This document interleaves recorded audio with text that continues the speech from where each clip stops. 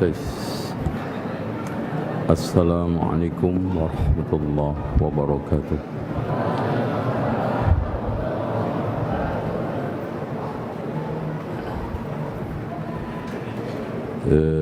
Sebelum saya mulai, jadi mulai hari ini kita akan kaji tafsir Al-Wadih, At-Tafsirul Wadih, karya gurunya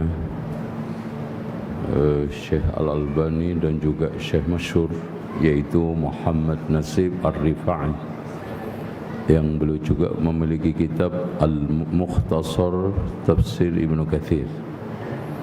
Karena ana mengevaluasi kajian yang sebulan 2 kali, kalau tafsir Ibnu Katsir terlalu lama, terlalu panjang, jadi kita pakai mukhtasar ya. Ini kitabnya. Dan nanti yang pengen punya kitab itu antum bisa beli online. Kalau di download belum ada ya, insyaallah.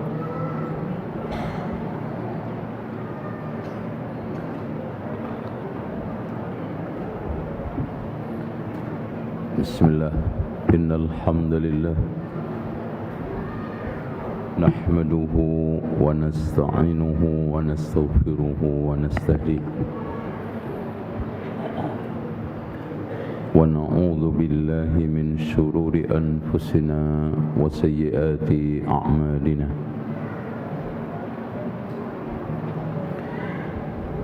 May yahdihillahu fala mudilla lahu wa may yudlil fala hadiya lahu.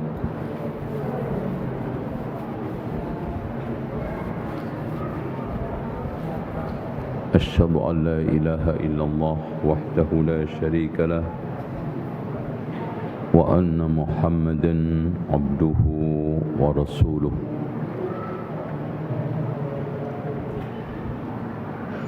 قال الله عز وجل: يا أيها الناس اتقوا ربكم الذي خلقكم من نفس واحدة وخلق منها زوجها وبث منهما رجالا كثيرا ونساء واتقوا الله الذي تساءلون به والأرحام إن الله كان عليكم رقيبا.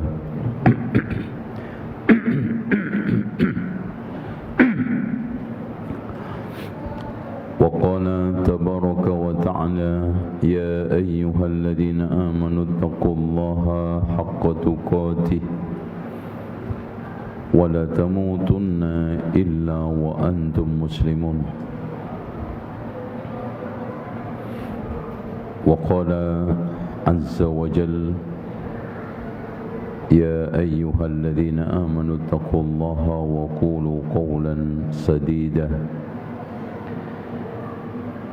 يصلح لكم أعمالكم ويغفر لكم ذنوبكم ومن يطع الله ورسوله فقد فاز فوزا عظيما.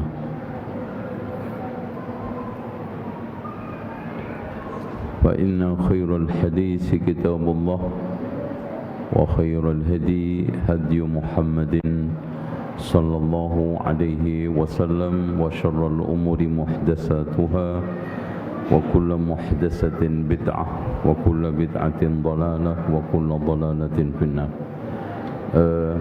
Masuk aja Pak, jangan ada yang di pintu, merapat aja Pak ya. InsyaAllah kajian kali ini kita akan hentikan sampai keluar sholawatan ya, karena anda juga pengen sholawatan juga insyaallah, karena pastinya suara sebelah kalah dengan suara saya insyaallah. Baik, diperhatikan. A'udzu billahi minasy syaithanir rajim. فليقاتل في سبيل الله الذين يشرون الحياة الدنيا بالآخرة ومن يقاتل في سبيل الله فيقتل أو يغلب فسوف نؤتيه أجرا عظيما وما لكم لا تقاتلون في سبيل الله والمستضعفين من الرجال والنساء والولدان الذين يقولون ربنا أخرجنا من هذه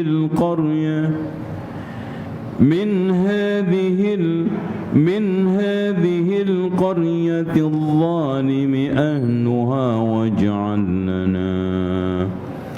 واجعل لنا من لدنك وليا واجعل لنا من لدنك نصيرا الذين آمنوا يقاتلون في سبيل الله والذين كفروا يقاتلون في سبيل الطاغوت فقاتلوا أولياء الشيطان إن كيد الشيطان كان ضعيفا.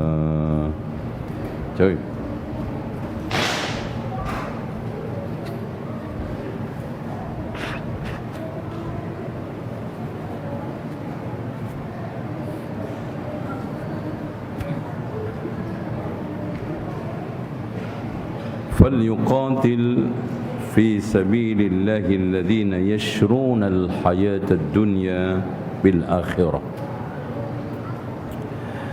Kata al-muallif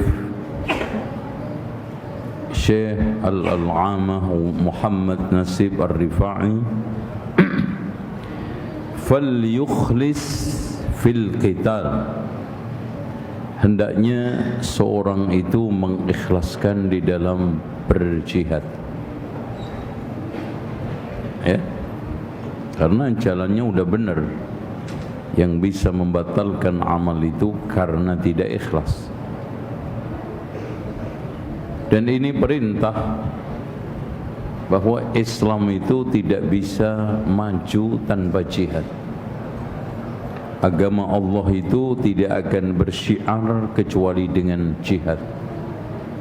Terutama jihad di sini adalah jihadul qital. Makanya Allah mengatakan fal yuqatil, perintah. Siapa yang diperintahkan? Ulaika alladzina yabi'una al-akhirah bid-dunya, mereka yang menjual akhirat dengan dunia. Berarti di sini yang diperintahkan adalah munafik. Yang diberikan tekanan oleh Allah adalah kaum munafikun. Kalau kalimat yashrun itu bermakna yabi'un, menjual, ya, apa namanya, dunia dengan akhirat.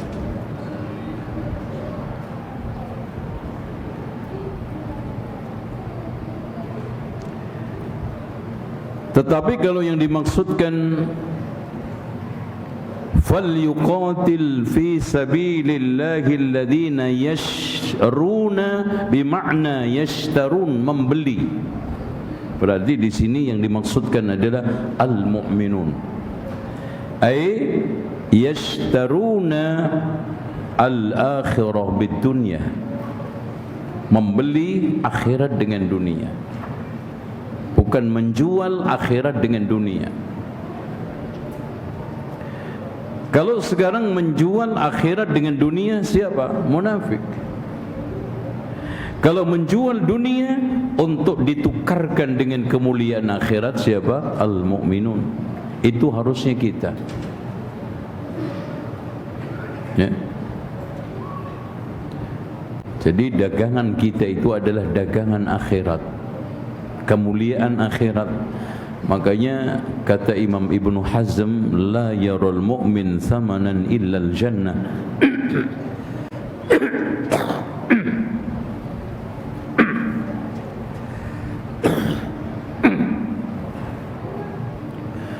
Jadi tidak memandang seorang mukmin itu sesuatu yang berharga ketimbang surga. Enggak ada.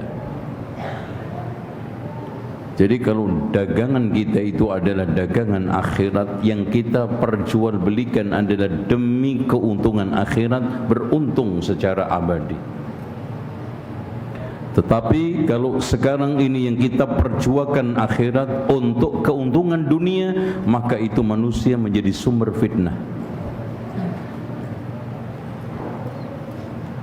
Makanya ketika Ali bin Abi Thalib mengatakan satakunu fitnatun, akan terjadi fitnah. Kapan?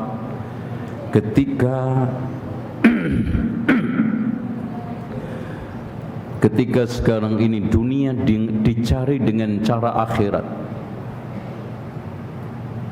ya. Dan sekarang ini merebak banyak, Pak. Fitnah yang muncul dari haji itu tidak lepas dari mereka tidak tulus di dalam melayani orang-orang haji, sehingga menjual belikan urusan haji dengan dunia. Bahkan ada sebagian travel yang dikejar cuman untung dunia. Ada pelaku-pelaku bisnis yang dikejar cuman dunia. Tidak ada keinginan untuk kemuliaan dan juga kebaikan haji rukun Islam yang kelima. Hancur. Dakwah juga begitu. Enggak sedikit di antara mereka cari kemuliaan dunia dengan urusan dakwah. Akhirnya apa? Dakwah pasang tarif kayak toilet, ya kan? Yang pasang tarif apa? Ya toilet. Ya, 2.000. Ya, kalau di rest area berapa? 5.000. Ada yang gratis. Seperti itu. Maka mereka sekarang ini jogetan sambil dakwah, oke, yang penting apa? Untung dunia. Ya.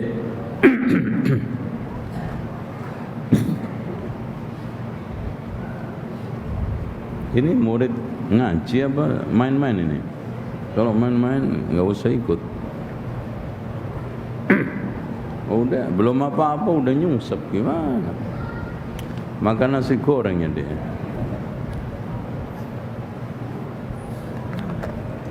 Dulu upacara makan nasi goreng sarapannya langsung pingsan ketika upacara dulu ya, zaman dulu. Kebanyakan apa? Karbo. Tuh. Bismillah.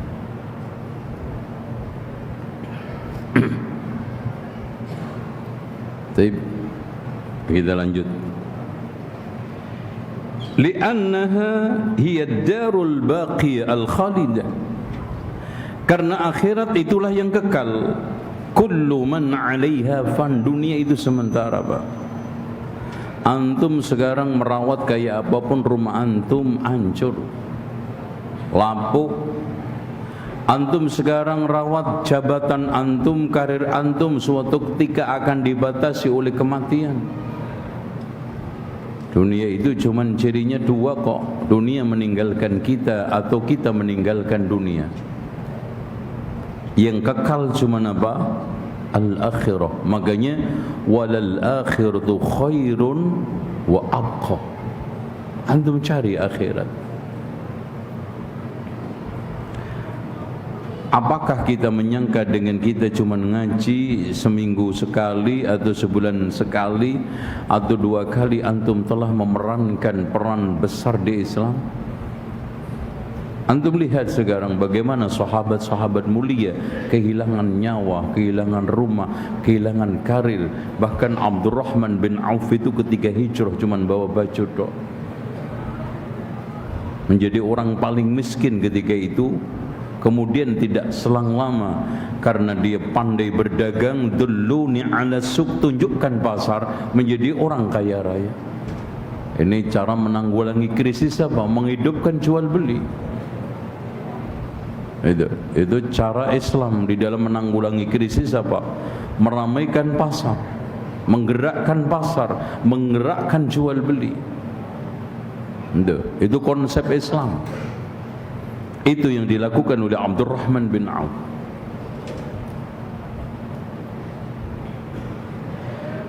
Wa yas'auna laha bil ikhlasi fil jihad fi sabilillah.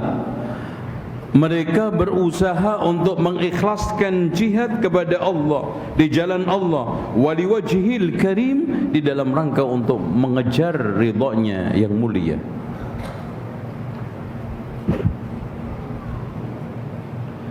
Thumma yu'arrifu Allahu aqibata man yukhlis qalbahu lillah. Kata Syekh, kemudian Allah menjelaskan bagaimana akibat yang didapat orang yang ikhlas di dalam jihad fi sabilillah. Apa? Wa man yuqatil fi sabilillah fayuqtal. Namanya perang itu hanya dua, Pak. Makanya kalau antum masih sayang dengan nyawa, masih mengutamakan dunia, enggak akan bakal bisa pergi jihad. Karena jihad terutama qital adanya cuma salah satu di antara dua, fayuqtal, dibunuh, au yaghlib, menang. Itu. Mana yang antum pilih? Menang terus. Ya. Artinya Pak, kalah menang itu suatu suatu kaidah, suatu hal yang menjadi sunnatullah di dalam apa? Di dalam memperjuangkan agama Allah. Ada satu saat kita mengalami lemah, ada saat kita mengalami kuat, biasa. Yang paling terpenting buat kita apa? Istiqamah. Ya. Antum sekarang di dalam menghadapi dakwah sunnah itu beda pada masa-masa dahulu tahun 2000, ya kan? Masa alhamdulillah sekarang, tapi tetap bagaimana kita itu bisa istiqamah.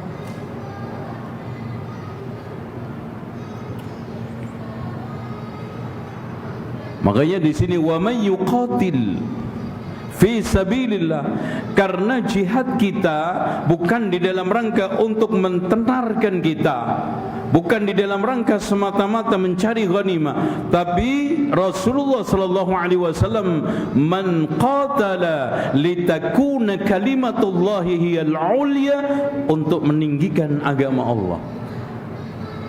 Jadi kita sekarang ini Pak mengajarkan tafsir, sekarang al-wadih, mengadakan kajian-kajian itu bukan dalam rangka apa-apa kecuali apa? Memajukan agama Allah, mengharumkan agama Allah, mengenalkan agama Allah supaya orang-orang yang jahil itu kenal. Minimal tata cara salat sunnah sesuai dengan yang diajarkan Rasulullah, bagaimana puasa dan yang lainnya. Karena kita sekarang mengalami satu kondisi kejahilan umat Islam sudah pada tingkat paling mengerikan. Itu sampai mereka itu, coba bayangkan Pak, an-nasu a'da'u ma jahilu, kata Ali bin Abi Thalib, orang itu cenderung memusuhi apa yang tidak diketahui. Bukan hanya dia itu tidak tahu kewajiban hijab si perempuan, bukan hanya tidak tahu haramnya membuka aurat, memusuhi orang yang pakai hijab. Coba bayangkan. Antum biarkan, antum bisa tenang, antum diam, tidak menebarkan kebaikan di tengah mereka, tidak menebarkan ilmu. Makanya betul kata Mu'adz bin Jabal bahwa menyebarkan ilmu itu adalah jihad. Ya.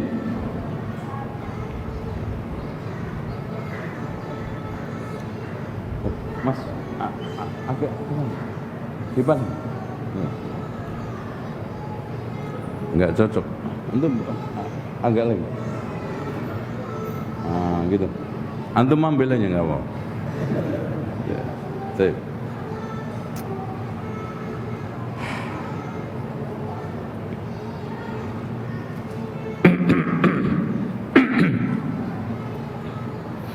Bismillah.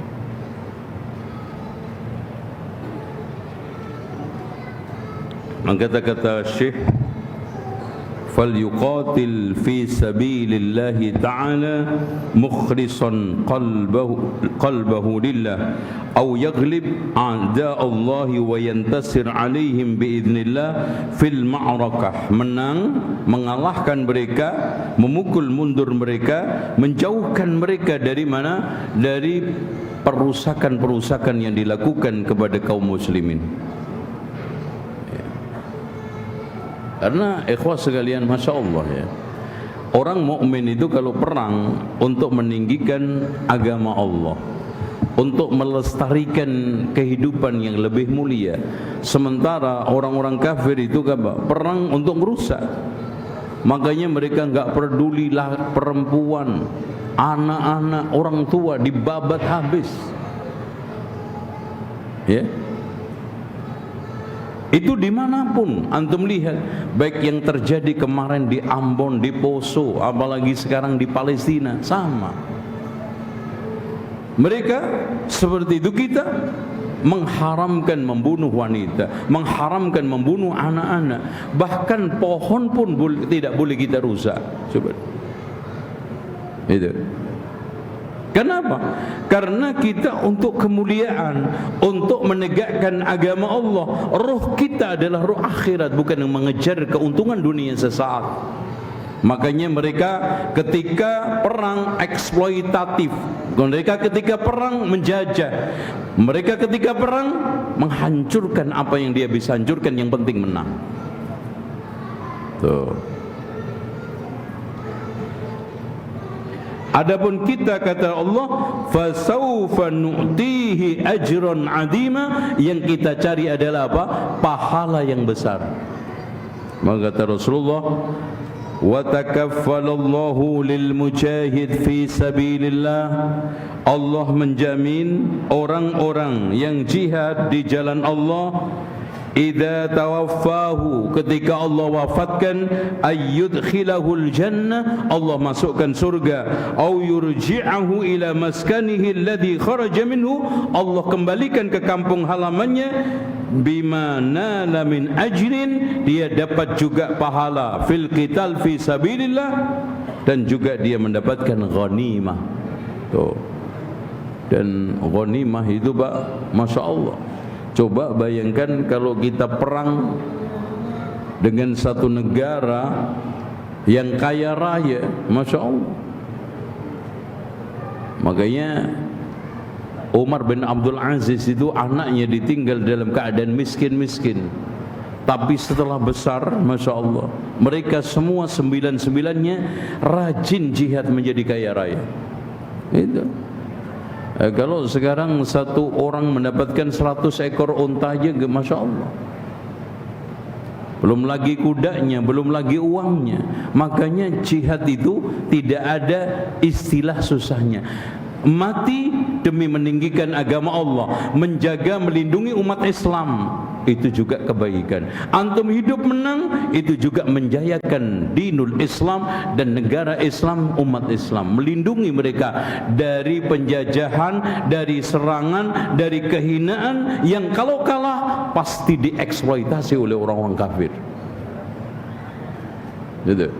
Antum lihat sekarang kondisi ketika umat Islam sudah enggan jihad, apalagi jihad sudah dikesankan itu adalah kelakuan terorisme, udah hancur, umat Islam lemah. Bahkan faedah daripada perang yang dimaksudkan jihad qital, membuat orang itu tegas garisnya. Makanya orang itu kalau tidak pernah perang, maka kelakuannya apa? Oportunis, pelintat-pelintut, tidak tegas, dan di dalam berprinsip Islam itu tidak memiliki apa? Hitam putih. Kayaknya perjuangan Islam diperjuangkan lewat politik itu penuh kemunafikan. Munafik semua. Yang bisa dengan apa? Al-jihad. Karena tegas, teguh.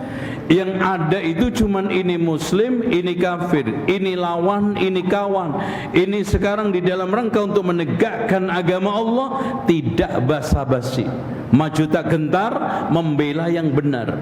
Karena apa? Hanya ada salah satu di antara dua pilihan, antum maju atau mundur, membunuh atau dibunuh. Kan akhirnya gentleman, Pak. Ya. Kayaknya orang-orang yang sekarang malas ngaji itu disuruh perang aja. Orang yang sekarang Islamnya sudah sekarang nggak memiliki gairah, lepas saja di sana di Gaza. Itu gimana rasanya dengan dengar bom aja, udah antum pulang ke Bekasi sudah gairah ngajinya itu tinggi. Dengar tok itu, belum ketembak itu. Masya Allah, ngerasain ketembak masih bisa hidup, yakin antum istiqomah sampai mati ngaji, istiqomah untuk datang ke masjid, istiqomah untuk menegakkan dakwah. Tapi sekarang Masya Allah, apalagi Islam kayak begini. Coba bayangkan masuk surga sambil joget, enak nggak? Enak. Kalau dapat hidayah dari jogetan kan semua orang harusnya dapat hidayah pulang dari konser. Ya, na'udzubillah. Tapi ini yang disukai banyak orang. Ada ya, Masya Allah. Lanjut. Wa ma lakum la tuqatiluna fi sabilillah. Kenapa sih kamu itu enggan untuk jihad, enggan untuk perang, malas untuk berangkat ke medan perang, sementara di sana ada orang-orang al-mustad'afin. Mereka tidak berdaya, mereka tidak memiliki pilihan kecuali sekarang ini pasrah, mengalah, ditindas, dihina, dikalahkan oleh umur. Kemana antum semua? Kenapa? Kemana sekarang ini negara Arab yang Masya Allah pesawat tempurnya negara-negara Arab itu, Pak, kalau dikumpulkan semua lebih daripada 1.500 pesawat tempur. Nggak usah pakai pesawat, Pak. Kalau negara-negara Arab itu bersatu, urun kencing satu batok aja, Israel itu kebanjiran kencing. Itu satu orang Arab, ya, orang segini aja deh, terus disiramin sono ke Israel, banjir itu, Pak. Tapi subhanallah, coba bayangkan sekarang negara-negara Arab begitu terhina, ya, dikerjai oleh Israel, ditembak dari kanan kiri, nanti bayar upeti ke Amerika, ditembak kanan kiri, bayar upeti. Kapan mereka itu bisa mapan? Kapan mereka itu bisa mandiri? Kapan mereka setelah bersatu? Selamanya akan seperti itu. Makanya betul kata Allah, wa in tanaza'u, kalau kalian centang perenang berselisih, fatafshalu, pasti kalian gagal, wa tadhabari hukum, kalian akan menjadi umat yang lemah. Fakta sekarang Anda melihat.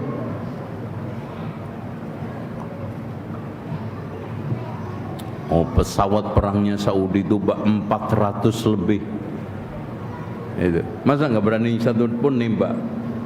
Itu. Ditembakkan ke Tambun gitu. Gitu. Masya Allah. Itu. وَمَا لَكُمْ أَلَّا تُقَاتِلُونَ فِي سَبِيلِ اللَّهِ وَالْمُسْتَضْعَفِينَ. Dulu di zaman Rasulullah al-mustad'af, yang didoakan oleh Rasulullah SAW, Allahumma anjul Walid ibnul Walid. Siapa? Dia adalah saudaranya Khalid ibnul Walid. Karena dia tertahan di Mekah, nggak bisa hijrah, akhirnya di Mekah dalam keadaan terhina, tertindas. Makanya didoakan, ya Allah selamatkanlah Al-Walid ibnul Walid, ya, saudaranya Khalid ibnul Walid. Didoakan lagi Rasulullah, Allahumma anjul Walid ibnul Walid wa Salamah ibnu Hisham, ya, saudaranya Abu Jahal. Karena Abu Jahal itu kan namanya aslinya Amr bin Hisham, punya kakak namanya Salamah ibnu Hisham. Makanya di antara saudara 5, yang 2 masuk Islam, yang 3 kafir, dan 3-tiganya terbunuh pada waktu perang Badar. Didoakan oleh Rasulullah. Karena apa? Mereka nggak bisa hijrah. Mereka yang sekarang ini minoritas Halmahera, mereka yang minoritas Papua, mereka sekarang nasibnya itu mengerikan, Pak. Di mana kita? Apakah kita bangga dengan mayoritas di Bekasi, kuat di Bekasi, sementara teman-teman kita di minoritas dalam keadaan menderita, kalah, tertindas? Mana peran dakwah kita?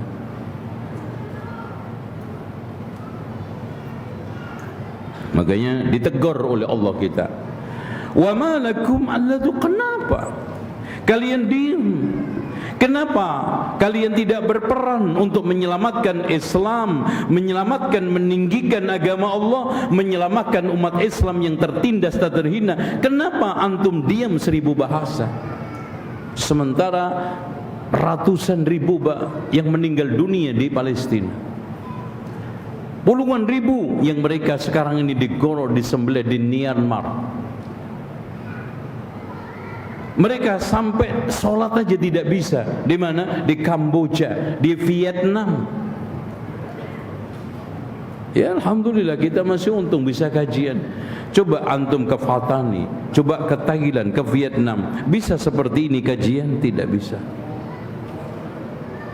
Yang dulu Pak, Campa, yang mayoritas muslim, yang non muslim cuma 1%.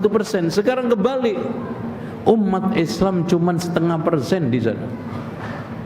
Itu pun sudah nggak ngerti apa itu sholat, apa puasa. Bahkan agama mereka lebih condong kepada agama Islam animisme, seperti di kita sekarang di beberapa daerah. Tuh. Nah, udah mulai, antum fadhal silakan. Nah, ada yang menyumbang lagu enggak? Subhanallah. Oke. Siapa?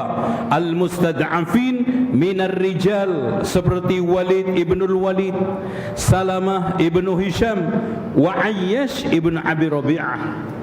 Ya. Ini juga saudaranya Abu Jahal, satu ibu.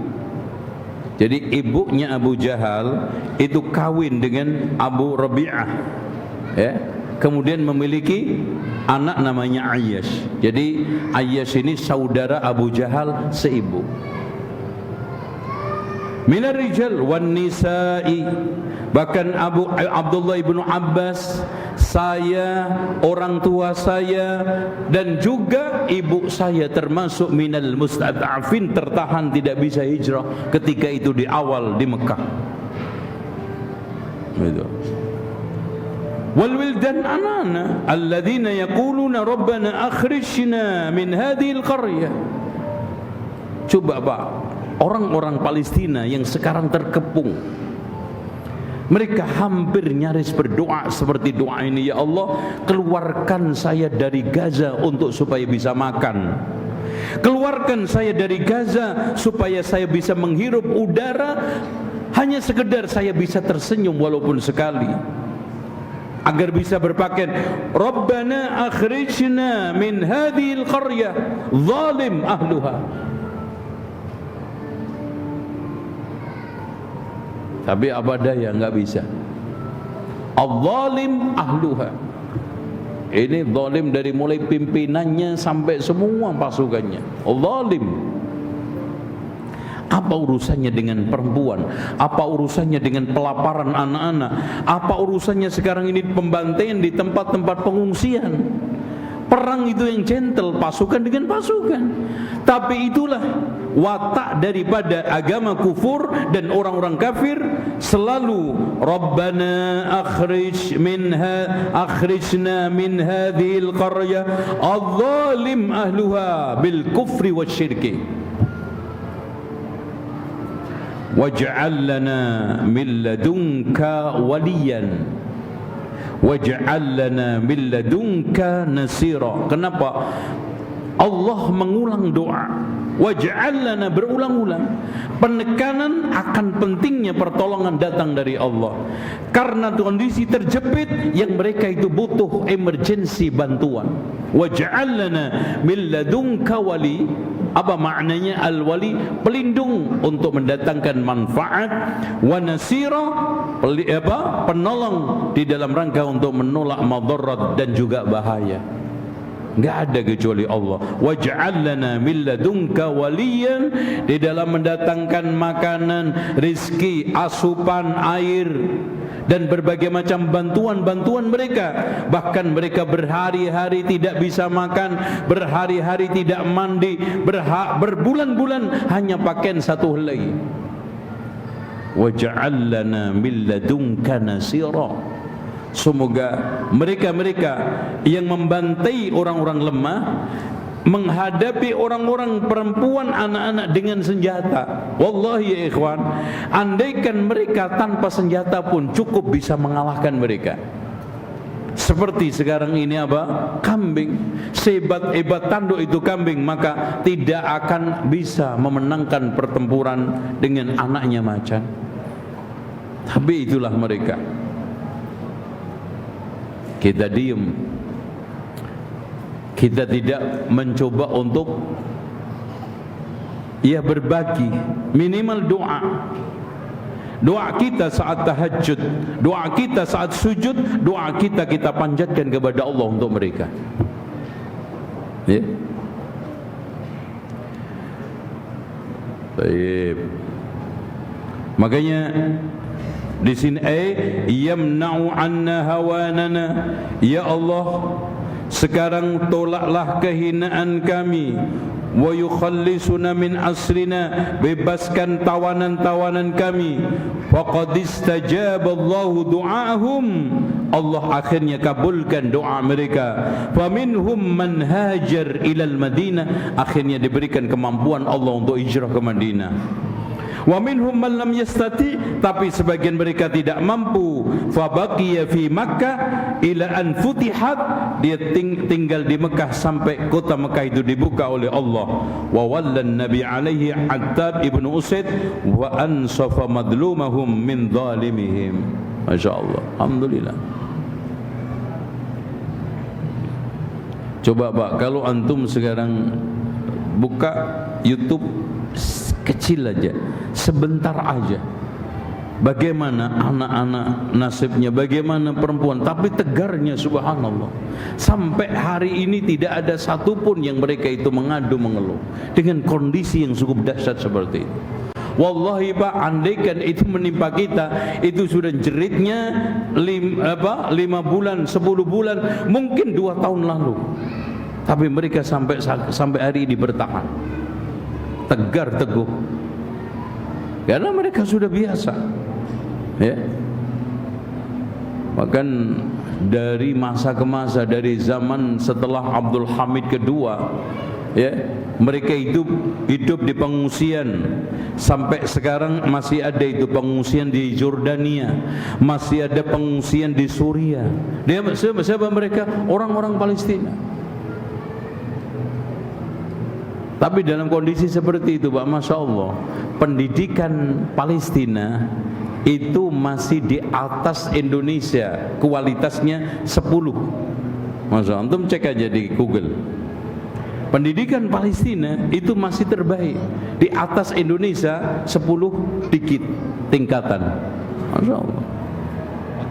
Tuh, ya. Alladzina amanu yuqatiluna fi sabilillah, orang-orang yang beriman berperang di jalan Allah. Wa dzalika bayanun li hadafil mu'minina fil qital, itu adalah penjelasan tujuan orang mukmin di dalam perang, bukan di dalam rangka untuk eksploitasi alam, menguasai tambang, menguasai alam, memeras, tidak, tetapi fi sabilillah. Walladzina kafaru yuqatiluna fi sabilit taghut,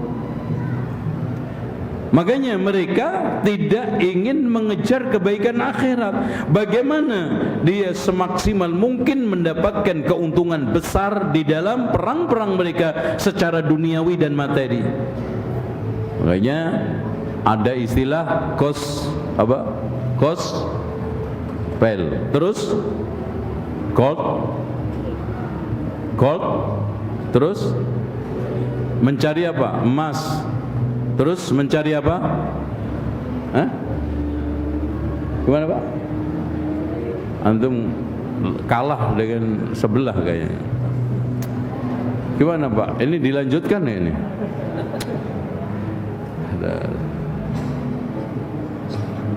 Astagfirullah. At-taghut huna asy-syaitanu alladhi ajabahu al-kuffar ila ibadati bi ta'ati amrihi wa ittikhadahu waliyan lahu min dunillah. Ya, taghut itu awalnya adalah maknanya adalah melampaui batas. Kullu ma tajawazal abdu haddahu, siapa saja yang melampaui batas diperlakukan secara berlebihan min ma'budin, baik dari sisi disembah, wa matbu'in, dari sisi diikuti, ya, dan wa muta'in, ditaati. Itu siapa aja yang ditaati secara berlebihan, diikuti secara berlebihan, ya, apalagi disembah, maka dia masuk ke dalam taghut. ولذلك حث الله المؤمنين على قتالهم فقال عز وجل فقاتلوا أولياء الشيطان. Kenapa Pak? Karena wali-wali setan itu memerangi kita. Karena mereka itu siang malam menjebak kita, memakar kita, mencoba untuk membuat jerat-jerat mencelakakan kita. Kita sekarang tidur diem, enggak belan. Makanya betul kata Abu Umamah Al-Bahili, seorang mukmin itu dalam setiap keadaannya tidak lepas dari 4 musuh. Yang pertama, kafir yang memeranginya. Kedua, munafik yang membencinya. Yang ketiga, orang mukmin yang hasad kepadanya. Dan yang ketiga, setan yang menggodanya. Enggak lepas. Makanya enggak benar Pak, kita beragama ingin gak punya musuh. Kita beragama benci adanya musuh. Wong beragama kok musuhan terus? Gak mungkin. Kenapa? Kita tidak pernah nyari musuh, kita tidak pernah untuk mencari-cari musuh, tetapi musuh selalu mencari kita. Bagaimana? Makanya kalau sekarang tauhid lawannya syirik, maka ahlu tauhid pasti berlawanan dengan ahlu syirik. Kalau iman lawannya kufur, berarti ada ahlul iman berhadapan dengan ahlul kufri. Kalau sekarang ada sunnah lawannya ahli bid'ah, sama Pak. Ahli sunnah pasti berlawanan setiap saat. Prinsipnya, akidahnya, manhajnya, cara beragama dengan ahli bid'ah. Bagaimana antum sekarang bilang bahwa beragama kok musuhan terus, nyari musuh? Kita tidak pernah mencari musuh, tapi ditakdirkan selalu muncul orang-orang yang memusuhi kebaikan, memusuhi tauhid, memusuhi dakwah sunnah, dan memusuhi apa-apa yang sekarang ini kita perbaiki. Ya, ada sebagian orang yang udah lama, kita kalau beragama itu jangan cari musuh. Kalau beragama itu jangan suka sekarang ini jelek-jelekkan orang. Tapi subhanallah, kita ini menjelaskan kebenaran, kebatilan dianggap menjelekkan, sementara mereka tiap saat memfitnah kita, mencelakakan dakwah, dan juga menjelek-jelekkan dakwah. Dianggapnya apa mereka? Membela tradisi, membela budaya, membela harkat martabat, kearifan lokal, macam-macam. Akhirnya apa? Tidak belan. Maka di sini kita harus kuatkan tekad. Faqatilu awliya asy-syaitan. Jangan gentar meskipun mereka seakan-akan secara zahir memiliki kekuatan yang menakutkan, memiliki berbagai macam perangkat yang mengagumkan, karena pada akhirnya kalau kita ikhlas membela agama Allah, maka Allah berjanji, inna kaidas syaitani kana dha'ifa, sesungguhnya tipu muslihat syaitan itu lemah. Lemah di hadapan siapa? Lemah di hadapan orang-orang yang beriman, lemah di hadapan orang-orang yang bertakwa, lemah di hadapan orang yang berperang, memang di dalam rangka untuk menegakkan agama Allah, bukan untuk ketenaran, bukan untuk kebaikan-kebaikan dunia, bukan hanya semata mendapatkan ghanimah. Tapi kalau kita yang dicari kependekaran, kepahlawanan, maka bukan hanya sekedar tidak dimenangkan oleh Allah, bahkan Rasulullah mengatakan, salasatun awwalu man tus'ar bihimun naru yaumal qiyamah. Ada 3 orang yang sekarang dimasukkan pertama kali oleh Allah ke neraka. Siapa di antaranya? Al-mujahid fi sabilillah, orang yang jihad di jalan Allah.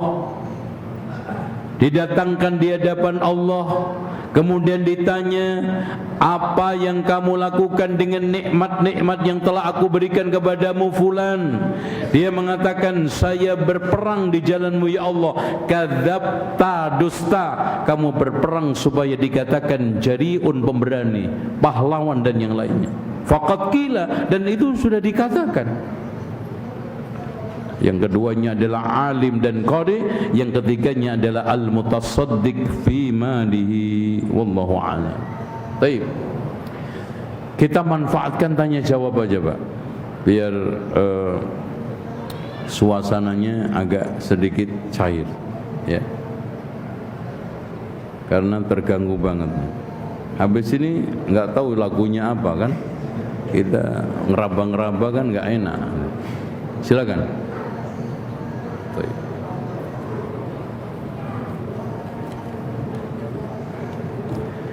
Assalamualaikum warahmatullahi wabarakatuh. Afwan, bagaimana pandangan Islam tentang ilmu filsafat dan bolehkah seorang Islam mempelajarinya?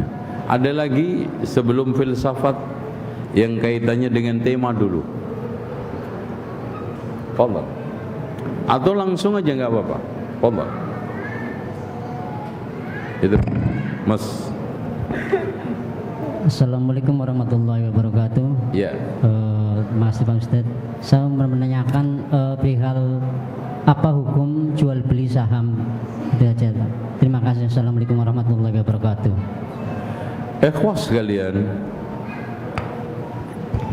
tolong dibedakan antara main saham dengan jual beli saham. Kalau main saham, mereka hanya menunggu saat-saat lemah, kemudian diambil, dibeli, lalu ketika naik dilepas. Dia tidak pernah memperhatikan saham yang dibeli itu industrinya, perusahaannya bergerak di bidang apa. Mereka enggak peduli halal atau haram, bahkan mereka tidak melihat sama sekali apakah yang dibeli itu sahamnya rokok atau sahamnya berbintang. Yang penting main saham, nanti kalau ada tren naik dilepas, kalau sekarang ada turun ambil. Dan bahkan Pak, di dalam hitungan jangankan 1 hari, ada yang cuma 1 jam mendapatkan keuntungan miliaran. Tapi sebaliknya ada yang hitungan jam ruginya miliaran. Tapi kalau antum beli saham, antum pastinya akan melihat perusahaan apa, saham yang dijual ini perusahaan apa, dan harganya berapa. Dan nanti juga ada rapat-rapat yang dilakukan komisaris untuk membagi saham. Dan yang namanya saham itu dibagi tahunan atau 3 bulanan atau tengah tahunan, itu namanya jual beli saham, sah. Tapi kalau antum sekarang beli saham barangnya nggak tahu, terus kemudian tidak peduli juga halal haram, Ini namanya bukan jual beli saham, tapi permainan saham. Contoh aja, ada pernah saya ketika dakwah ke Korea, ikhwan-ikhwan sana ya cita-citanya kan pasti orang itu mau pulang supaya ada pegangan. Ada orang yang menawari saham untuk menanam kayu gaharu. Kayu gaharu, satu pohonnya ditawarkan 100.000. Di dalam sekian tahun nanti satu pohon bisa jutaan. Oh, senang kan? 100.000, 150.000, atau mungkin 1 juta, 1,5 juta nanti akan menjadi 15 juta. Senang. Kalau sekarang antum beli 15 pohon berarti 15 juta. Di dalam sekian tahun katanya itu sudah akan menjadi sekian ratus juta. Senang kan?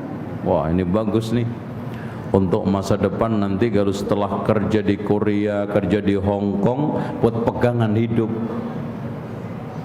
Ternyata Masya Allah, saya tanya, itu pohonnya di mana Mas? Nggak tahu. Coba, gimana antum membeli sesuatu yang tidak tahu barangnya? Jangan-jangan ini semuanya adalah fiktif. Apa bedanya sekarang Pak? Gharar. Ada ghish, sementara Rasulullah mengatakan man ghasyana falaysa minna. Contoh, saya di Jepang ditawari salah seorang ikhwan, Ustaz, ana punya motor di Surabaya, Muki, ya, Harley Sported. Coba antum beli aja 150, bodong. Atau berisi ini 250 juta, 300, murah. Karena pasaran itu 450 juta. Saya beli. Saya nggak ngelihat barangnya, cuma dikasih foto. Iya kalau ada barangnya. Setelah nyampe Jakarta saya jual lagi. Mas, anak punya motor Muge di Surabaya. Jadi fotonya. Jadi subhanallah, motor ini pindah tangan keempat, semuanya cuma beli foto. Coba, gimana? Sah? Enggak sah.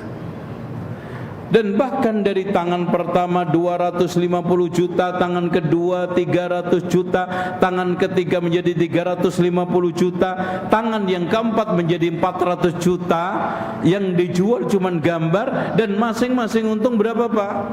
Cuman jual gambar, untung 50 juta.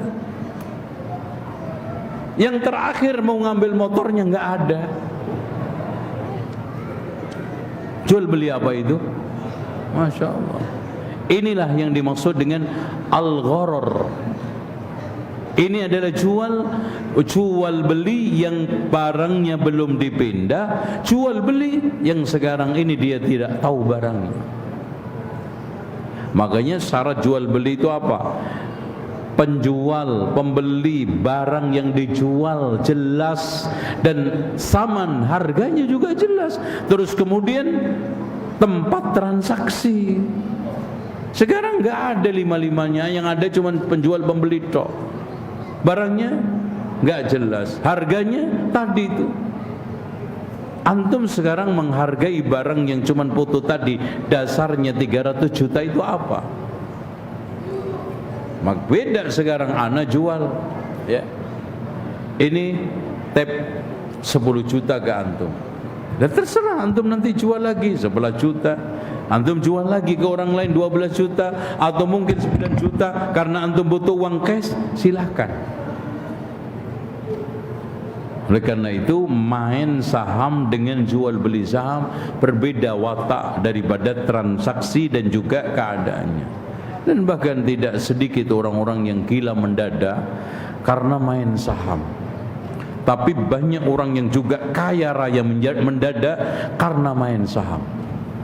Coba bayangkan Pak, beli harganya cuma 700 juta, tiba-tiba melambung, meroket, beli cuma 400 karena sahamnya digoreng sampai akhirnya apa? 4.000. Langsung dia lepas.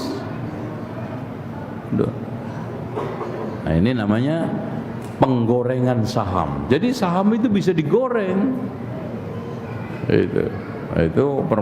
Itu banyak itu Pak. Itu persis seperti judi. Iya, judi, gambling judi.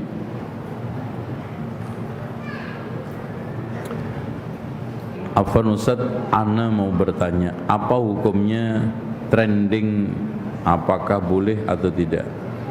Wah, ini banyak dagangan nih, ana seneng juga nih. Tapi jangan-jangan fiktif semua.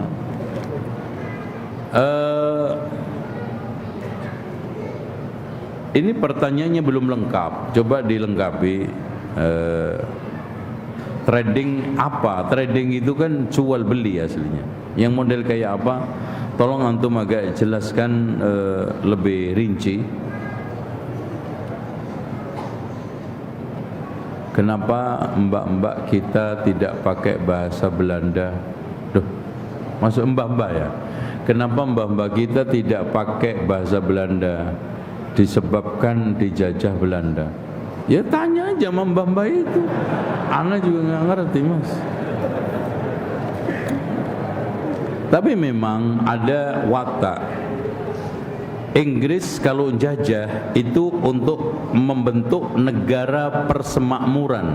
Makanya makmur.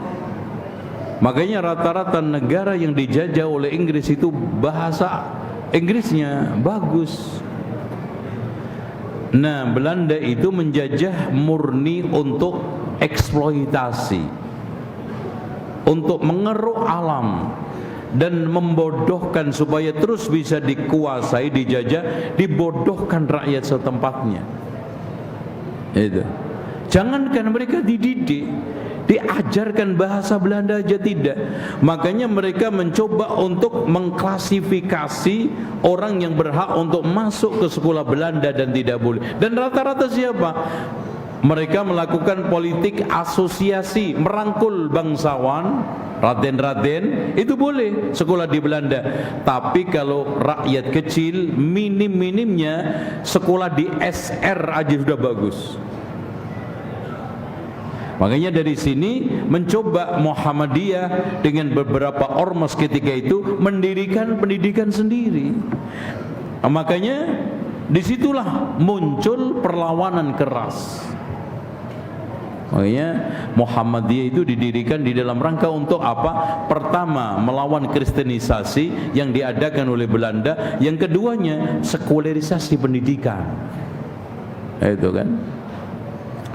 Karena Belanda datang ke sini membawa Protestan, Portugis datang ke sini membawa Katolik, dan dua-duanya di samping kristenisasi, imperialisme dan juga mengeruk alam itu berjalan bersama-sama. Tuh ya. Makanya Masya Allah negara-negara yang dijajah oleh Inggris sampai hari ini masih ada hubungan. Malaysia, Brunei, itu. Dan mereka rata-rata bahasa Inggrisnya jalan. Nah, kita kenapa enggak? Padahal dijajah oleh Belanda itu sejak tahun 1602 sampai merdeka tahun berapa? Ngerti enggak antum merdeka antum? Berapa? 40? Kok 45? Indonesia merdeka tahun berapa? Secara de facto 45, secara de jure 49. Baru betul-betul Indonesia mandiri. Makanya ada beberapa ahli sejarah seperti Philip Hitti mengatakan merdeka Indonesia itu tahun 49. Itu. Karena 45 itu terjadi serangan agresi kan, tentara sekutu, tentara banyak kan, itu. Akhirnya namanya aja tentara sekutu, jadi kalah dia, itu. Kalah sama segajah, kan gitu, cuman sekutu. Gitu. Oke, ya.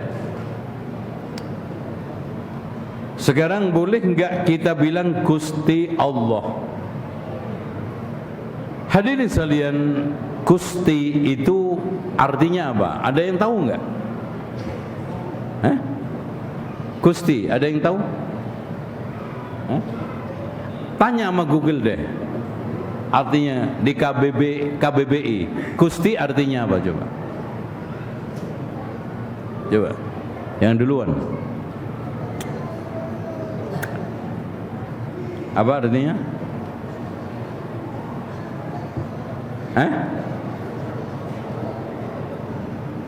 Apa? Atau apa? Saya coba pakai mic. Kata Gusti dalam bahasa Indonesia berarti gelar untuk bangsawan atau sebutan untuk Tuhan. Seputar Untuk Tuhan. Tuhan. Tuhan. Oh, itu. Jadi sebetulnya itu semua adalah terjemah. Oleh karena itu, sebutan-sebutan di dalam rangka untuk memberikan nama-nama Allah, sifat-sifat Allah, sebaiknya kita itu menghindar dari istilah-istilah lokal, karena rata-rata itu diambil dari agama sebelumnya. Contoh aja, Tuhan itu nama asli daripada sesembahan animisme yang dijilmakan di dalam roh leluhur, kan itu.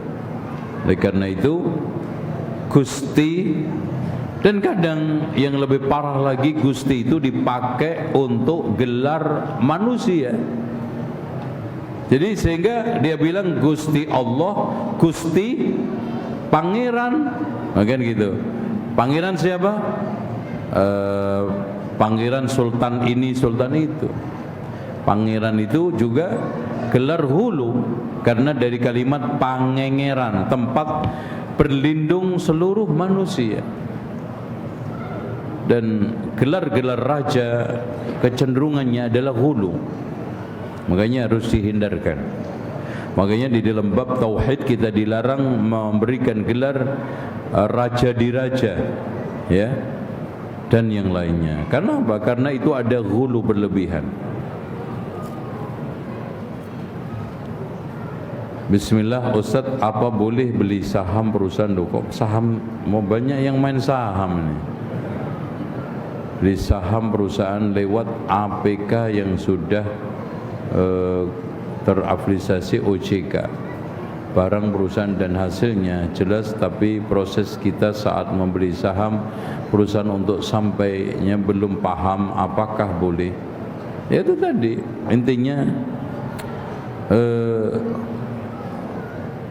permainan saham ini sudah diakui oleh sistem internasional. Jadi kita sebagai orang muslim harus mengukur dengan syariat. Kinerja bank diakui dunia, konvensional, riba diakui dunia, bahkan jalan. Tapi kita sebagai orang muslim, apakah kinerja itu syar'i atau tidak? Kalau syar'i kita pakai, kalau enggak kita tolak. Seperti itu, ya. Apakah hukum kita bekerja di PT yang mendukung Israel? Ya, antum daripada enggak kerja, luntang-lantung, madorot, anak antum enggak sekolah, ma'isyah antum ngadat, maka antum kerja di situ masih lebih maslahat. Cuman solusi utama satu, antum harus berencana secara bertahap untuk keluar. Dan segera keluar itu lebih baik, karena apa? Karena seberapapun keuntungan dari perusahaan itu, ketika menguatkan senjata Israel untuk membunuh anak-anak Palestina, itu merupakan suatu hal yang bahaya. Sementara di dalam Islam itu la darar wala dirar. Itu apa yang harus anda lakukan tadi, ya.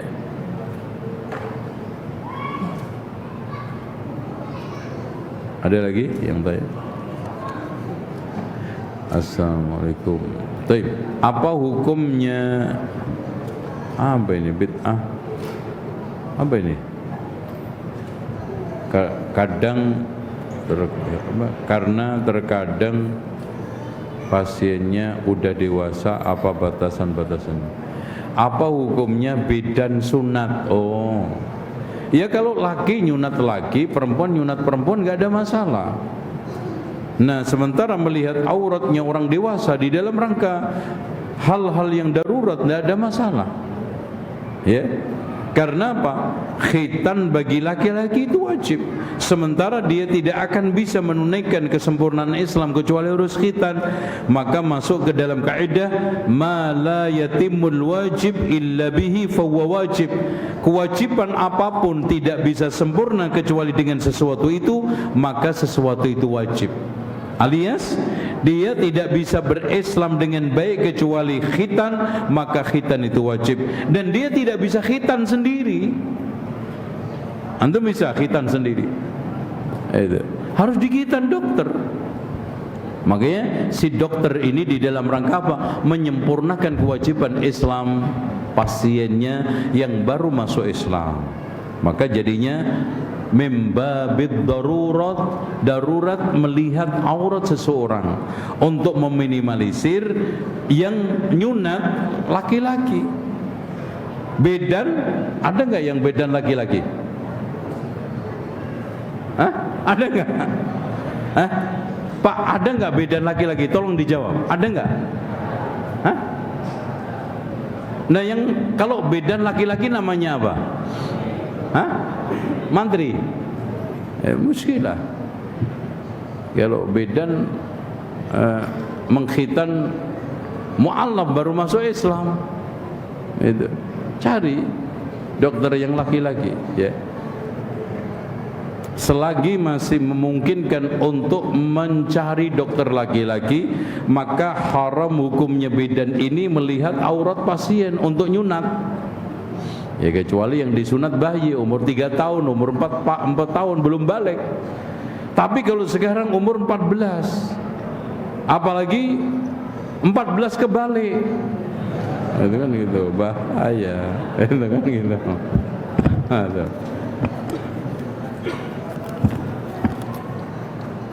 Apa hukumnya? Apa hukum tentang menjual barang pre-order di marketplace? Sistemnya ana membeli barang ke publik, sistemnya pre-order. Setelah barang udah mau dikirim di bulan yang udah ditentukan, apakah boleh langsung menjual di marketplace padahal barang belum diterima? Untuk sistem uangnya penjualan belum diterima kepada penjual. Kalau modelnya itu pesanan, tolong dicamkan termasuk bagian daripada mahasinul Islam. Orang yang menjual secara inden ketika transaksi tidak disyaratkan punya barang, itu termasuk keindahan Islam. Seperti yang dikatakan oleh Imam Al-Bukhari, kalau kredit harus. Kenapa? Karena yang membeli nggak punya uang, yang menjual nggak punya barang. Jualan apa ente? Coba. Yang membeli nggak punya uang, kan nanti bayarnya. Yang menjual nggak punya barang, jualan apa antum? Makanya di sini kredit disyaratkan penjual harus punya barang. Karena apa? Nggak ada yang bisa mengikat ini. Kalau pembeli nggak punya uang, penjual nggak punya barang, jualan angin. Makanya di sini disyaratkan penjual harus menyiapkan barang. Bahkan sudah dipindah dari tempatnya kalau memang perlu dipindah. Nah kalau cash, ada uang ada barang, sudah clear, nggak ada masalah. Nah sekarang inden pesan, ketika transaksi itu terjadi penyerahan uang, apakah harus ada barang? Tidak. Apakah disyaratkan harus punya barang? Tidak. Karena sudah ada ikatan, yaitu diserahkannya uang. Tinggal nanti yang penting pada saatnya barang itu diserahkan sesuai dengan satu sifatnya, barang yang dipesan, ukurannya barang yang dipesan atau takarannya, jenisnya barang yang dipesan, tempat penyerahan harus jelas. Tuh ya.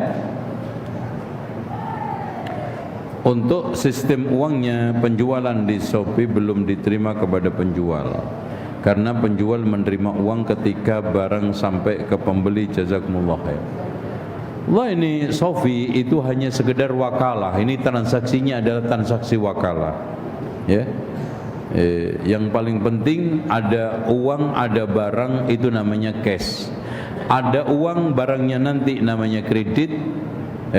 Ada barang, uangnya nanti namanya kredit. Kalau sekarang ada uang, barangnya nanti namanya inden, itu aja. Tentang masalah sofi mengambil keuntungan, dia akadnya adalah akad wakalah, gitu ya. Apa hukumnya mengikuti maulid Nabi seperti yang sebelah? Ya tuh silakan aja, habis ini boleh, apa? Barangkali penasaran dengan berkatnya. Jika hanya niat untuk mengikuti saja dan hanya mengincar sesuatu, apa hukumnya? Sama bid'ah. Mengincar sesuatu apa? Masa itu. Ada bagi-bagi kaos ya, atau door prize, dapat motor, dapat kambing. Kalau di kampung itu door prize-nya kambing, Pak. Masya Allah. Ya. Ya ikhwan, Allah berfirman, wa ta'awanu 'alal birri wat taqwa wa la ta'awanu 'alal ismi wal 'udwan. Itu satu. Kemudian yang kedua, seorang mukmin itu wa idza marru bil lagwi marru kirama. Lagu yang di situ kesia-siaan aja, kita enggak boleh singgah, kita enggak boleh duduk. Wa idza marru bil lagwi marru kirama. Ya lewat. Apalagi ini mengandung perkara-perkara yang dilarang, mukhalafat syar'iyyah. Ya, oke. Bismillah, apa boleh kita rasa taib. Terakhir ikhwah sekalian, masalah filsafat. Filsafat itu bahasa yang dikenal di literatur Arab, itu namanya ilmu kalam. Ya, di dalam mengolah otak-atik otak namanya mantik. Dan keduanya merupakan satu ilmu trans yang tidak bersumber asalnya dari Islam. Makanya Imam Malik mengatakan, andaikan ilmu kalam atau filsafat itu ilmu, pasti akan dipelajari oleh sahabat Nabi. Tapi kenyataannya mereka telah menyempurnakan Islam. Bahkan sahabat yang 10 yang dijamin masuk surga, semuanya menyempurnakan Islam di hadapan Allah tanpa ilmu filsafat. Abu Bakar tidak mempelajari ilmu filsafat, masuk Islam tanpa hisab, tanpa adab, masuk surga. Umar, Utsman, Ali, Abu Hurairah, Abdullah ibnu Mas'ud. Kalau memang begitu, ngapain? Makanya Imam Abu Hanifah mengatakan mengilmui filsafat adalah suatu kebodohan, dan bodoh tidak tahu tentang filsafat adalah ilmu, dan mendingan bodoh. Makanya Imam Ahmad mengatakan sahibu kalami zindikun, pelaku tokoh ilmu kalam adalah zindik kebanyakan. Antum lihat Pak, mereka yang sekarang menyimpang di dalam dunia Islam, dari Ma'bad al-Juhani yang menggulirkan pemikiran Qadariyah pertama kali, terpengaruh ilmu filsafat. Apalagi Ja'ad bin Dirham, terpengaruh ilmu filsafat. Jahm bin Safwan yang akhirnya menggulirkan 3 kesesatan yang menjadi sumber kesesatan di dunia Islam sekarang, yaitu apa? At-ta'dilu wal jabr wal irja, karena terpengaruh ilmu filsafat. Bahkan ada kitab pembakaran buku, penghangusan ya, buku-buku sejarah, perusakan buku, kalau nggak salah itu judulnya, ditulis oleh orang barat. Dia mengatakan awal muncul yang menjadi pemicu munculnya bid'ah di ahlul kitab adalah ilmu filsafat. Pak, siapa yang memasukkan hisab ke dalam agama mereka? Batalmus. Siapa Batalmus? Filosofinya Iskandar Dzulkarnain. Itu dan bahkan dijadikan gubernur di Iskandaria. Dia ahli filsafat, gubernur sekaligus juga ahli geografi. Makanya dari situlah dikatakan, ditegaskan oleh Imam Asy-Syafi'i, hukuman saya buat orang yang mempelajari ilmu filsafat adalah dicambuk pakai pelepah kurma, diarak keliling kota, dan dikatakan ini loh balasan, sanksi dan takzir atas orang-orang yang mengemari ilmu kalam. Udah, 4 madhab semuanya membenci filsafat, membenci ilmu kalam. Kenapa antum pelajari? Apalagi bayar, gratis saja rugi. Makanya kalau antum nyekolahin anak, ngulihin anak, hindari jurusan yang lainnya. Masya Allah masih banyak. Itu udah susah-susah bayar semester kuliah dan yang lainnya, ternyata keluar sesat, keluar anti Islam, keluar malah nggak percaya Tuhan, keluar mengatakan semua agama sama. Pengaruh dari mana? Filsafat. Bismillah. Bagaimana hukumnya kita sholat wajib padahal waktu tersebut waktu kerja? Nggak ada masalah. Karena untuk sholat ini semua kegiatan yang kaitannya dengan hak, menunaikan hak manusia, dikalahkan demi hak Allah untuk sholat. Makanya Pak, rukun Islam yang lainnya itu bisa gugur secara total karena nggak mampu. Haji gugur secara total karena nggak mampu. Zakat gugur secara total karena nggak mampu. Puasa juga bisa saja gugur secara total. Walaupun begitu ada yang diperintahkan mengqadha, tapi untuk sholat tidak bisa ditolerir. Nggak ada yang gugur total, cek aja. Ada digugurkan separuh jadi qashar, dijamak waktunya digugurkan, tapi tetap penunaian hariannya tetap ada. Kenapa? Karena kewajiban sholat ini tidak bisa dikalahkan oleh siapapun dan hak apapun, termasuk hak kerja. Antum keluar sah. Paham? Dari perusahaan memberi waktu tetap tidak di awal waktu. Nah ini kalau antum seperti ini masih punya hak, artinya masih diberikan kesempatan sholat. Jadi antum jangan nabrak itu. Dan juga paling-paling juga jam sholat duhur jam 12:30, ya, masih di awal waktu, antum ikuti. Apalagi antum sholat di awal waktu, nggak ada teman, nggak bisa jamaah, maka antum sholat 12:30. Ada teman jamaah, ada yang ngikutin jamaah, gitu ya. Asar juga begitu. Asar jam berapa antum? Yang disuruh asar jam berapa ini? Ini kalau lain kali kalau tanya antum jelasin, Pak, saya dari perusahaan memberi waktu duhur jam sekian, biar anak jawabnya itu enak. Jangan-jangan jam 4 duhur, asar jam 4, masih matching, masih bagus. Jadi jam duhur jam berapa?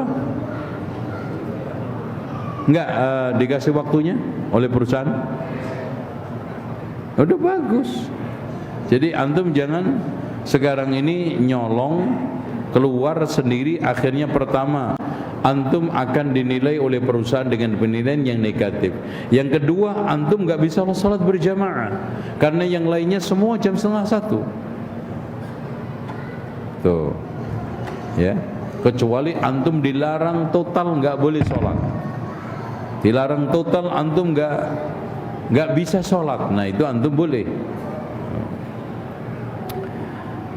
Jika berhutang haram untuk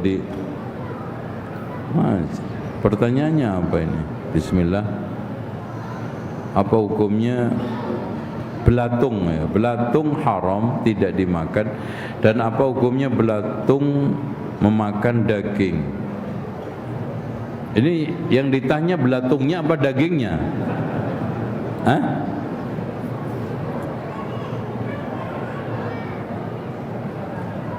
Kalau Imam Asy-Syafi'i mengatakan dilihat asal muasal dari belatung itu. Kalau barangnya halal maka belatungnya halal. Makanya di antaranya adalah belatung apa? Pohon. Belatung buah. Makanya seandainya ada orang yang makan buah, belatungnya kemakan, halal enggak? Halal. Gitu ya. Tapi kalau belatungnya babi, ya haram. Belatungnya anjing, haram. Belatungnya ayam membangkai, haram. Paham tuh? Tapi kalau bangkai ikan, ada belatungnya, antum goreng, antum makan, halal enggak? Yang penting enggak ngelihat. Ya. Kalau ngelihat juga enggak enak ya. Tapi intinya belatung asalnya dari, kan gini Pak, Islam itu menghalalkan dua bangkai kan? Apa? Ikan sama belalang. Kalau seandainya di antara ikan-ikan yang tadi itu keluar belatungnya, kita goreng, kita makan, halal. Pohon berbuah, ya. Kemudian buahnya kadang-kadang ada ulatnya, jambu yang suka-suka gitu. Kita makan. Waduh, ketelan. Dua lagi. Halal enggak? Halal, enggak ada masalah. Itu, ya. Bahkan di kampung-kampung itu ada ulatnya pohon turi yang gede-gede itu. Wah, itu dipepes. Apalagi musim kemarau itu buat seling, daripada nggak ada ikan, nggak ada melauk-pauk itu.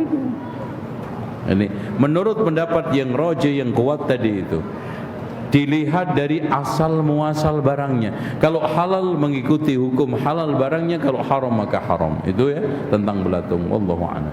Demikian, mudah-mudahan bermanfaat. Subhanakallahumma wa bihamdika asyhadu an la ilaha illa anta astaghfiruka wa atubu ilaik. Wa sallallahu ala Muhammadin wa ala ali Muhammad walhamdulillahi rabbil alamin. Wassalamualaikum warahmatullahi wabarakatuh.